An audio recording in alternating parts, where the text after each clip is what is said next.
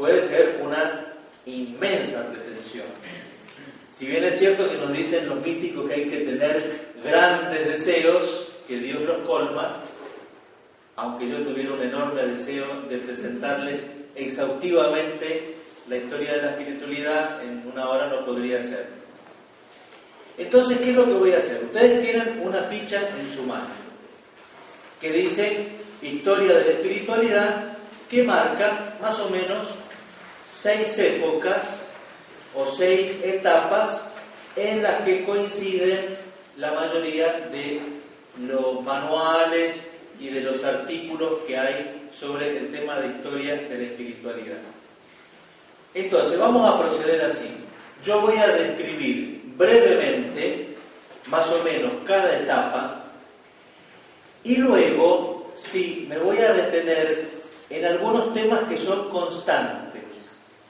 Podríamos decir que atraviesan, son contenidos o temas transversales para que ustedes puedan leer la historia de la espiritualidad.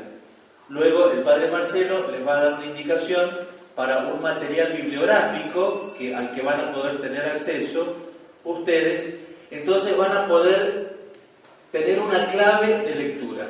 Si no, podríamos pasarnos un montón de días hablando de historia de la espiritualidad y quizás nos quedaríamos con pocos datos, porque la historia, en realidad, así como simple mención de acontecimientos, corre siempre el riesgo de ser un poco aburrida, ¿no? Entonces, describo las etapas y luego los temas transversales.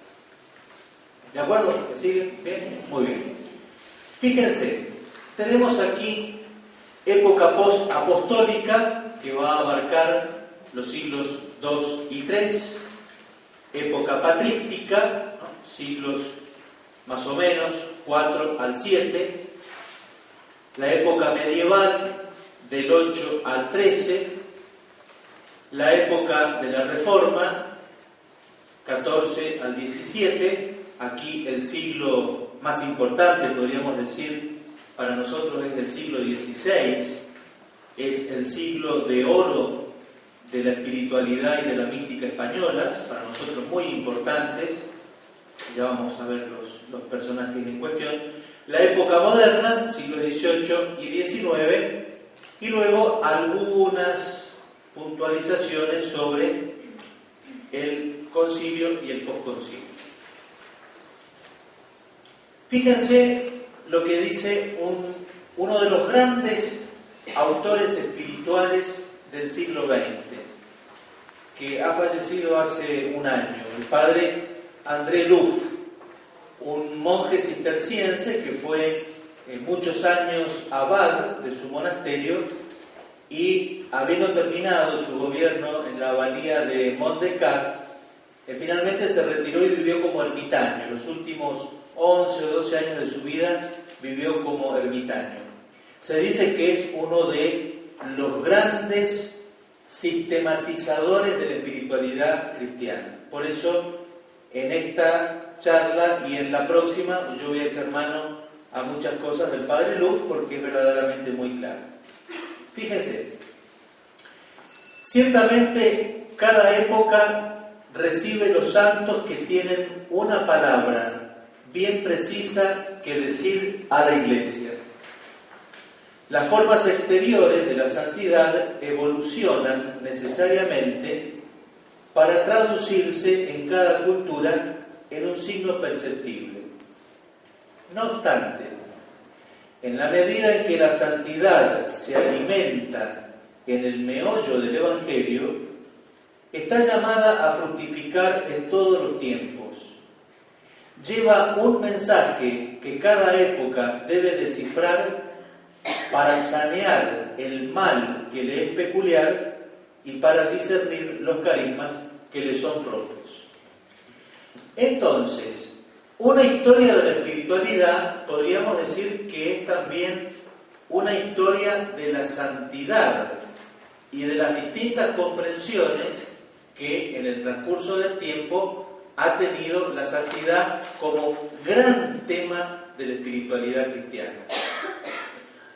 También podríamos decir que la historia de la espiritualidad es la historia de las formas que ha adquirido o que ha tomado el discipulado cristiano.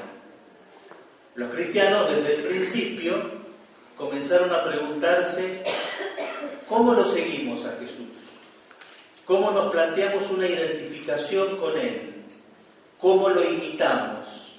Entonces, esas dos palabras, imitación y seguimiento de Jesús, han ido constituyendo en el transcurso del tiempo distintas formas de vida cristiana. Entonces, hay unas líneas que se mantienen: el deseo de vivir el Evangelio, el deseo de la santidad, el deseo de interpretar la palabra de Dios, y en cada época eso ha tenido unas coordenadas precisas, unas coordenadas particulares. Veamos entonces, en primer lugar, los siglos 2 y 3.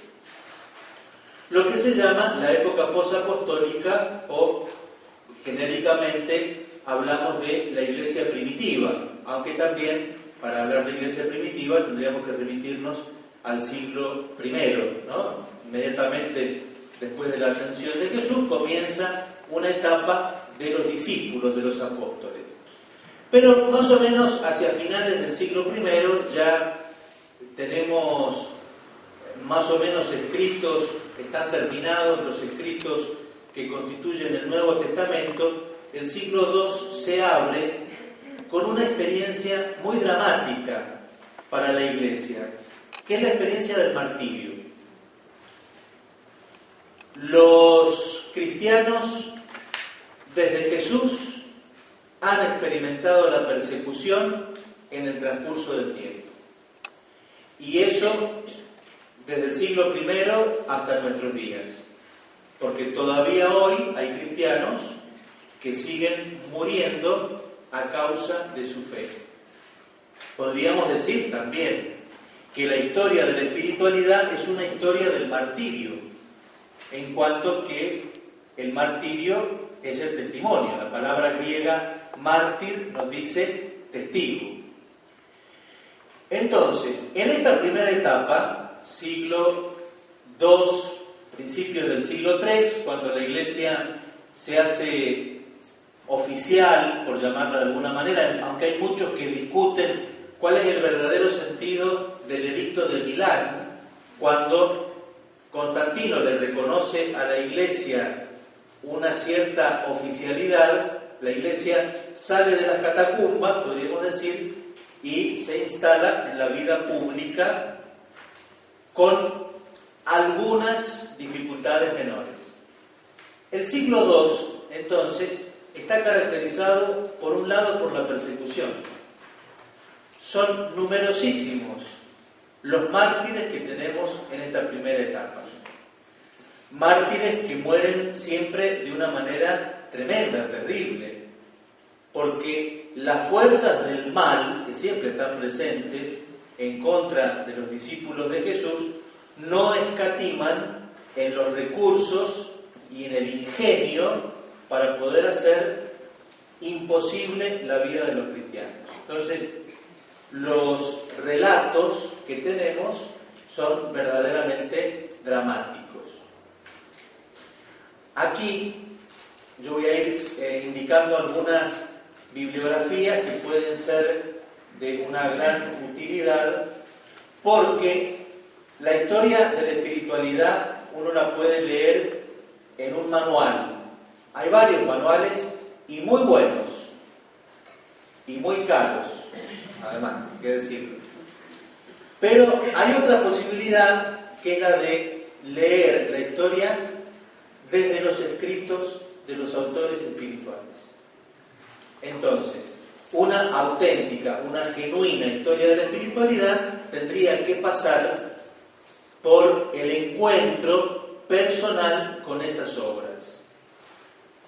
Hay una obra que es importantísima, que son las actas de los mártires. Muchas de estas obras las pueden encontrar en internet, hay sitios muy buenos, muy confiables, donde aparecen innumerables textos. Quienes tienen la liturgia de las horas en los 4 tomos, que trae el oficio de lecturas, allí también tienen varias actas de martirio, hay algunas muy famosas, es decir, allí pueden encontrar allí corroborado esto que yo estoy diciendo. Entonces, esta época está caracterizada por la persecución y el martirio. Esto ha significado entonces que ser cristiano implicaba una enorme decisión y una enorme libertad, porque ustedes se imaginan un hombre, una mujer o un niño sometidos a presión para vivir su fe, no obstante deciden proseguir en sus convicciones, deciden ser cristianos, aunque les prometan la muerte a causa de ellos. Son numerosísimas las imágenes que tenemos del martirio. Hay mártires muy jóvenes, como Inés, Cecilia, Anastasia, ¿no? Nombramos en el canon romano, en el canon primero, la plegaria eucarística 1, mártires de la Eucaristía, como San Tarcisio, por ejemplo, mártires adultos, grupos de mártires, ¿no? Los famosos mártires de Sabaste, aquellos mártires que mueren por celebrar el domingo. Los encontraron celebrando la Eucaristía y ellos tuvieron una respuesta que hoy suena extraña, al menos. No podemos vivir sin el domingo, decían. Esa fue la respuesta que le dieron a quienes los martirizaron. Sin el domingo no podemos. Entonces, las formas y los motivos del martirio han sido varios. Por otro lado, la preparación al bautismo era una preparación muy seria. Lo que nosotros hoy conocemos como catecumenado era un proceso largo y exigente, que culminaba con la recepción del bautismo en la vigilia de la Pascua.